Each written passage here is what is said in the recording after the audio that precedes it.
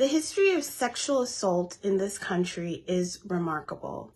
I've come to learn that since its discovery, sexual violence has been used as a means to advert power on people. And in the centuries that have followed, it continues to be a rather predominant means of averting said power. In April, we bring awareness to sexual assault in this country, and I thought this would be a great platform to share some of my reflections. It's Thursday, and it's Hersday. Let's talk about it. And I'm ready to. This is a message you'll likely hear from me across all platforms because I am absolutely confident that everyone listening has been impacted by sexual violence, whether yourself or someone that you know. I find myself reflecting on this issue often, not just for the half of the women whom in their lifetime will have been a victim of sexual assault. That's an actual physical touch that was not consented for.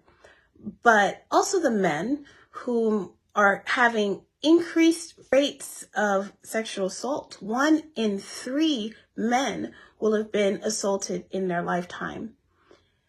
But groups of people too, who have been marginalized for centuries of time with the use of sexual violence. I flash back to when this country was discovered.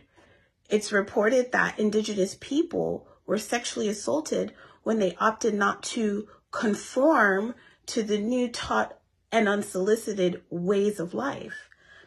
During slavery, Black men were sexually assaulted in public in order to demasculate them in front of their families. In the 60s and 70s, Black women were still raped, victimized, and traumatized without it ever being considered a crime.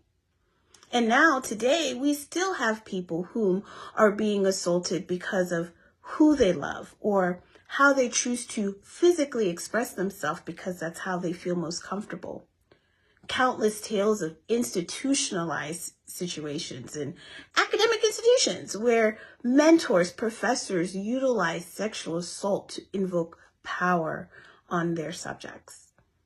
And not to mention the personal accounts between my work, my family, and my friends.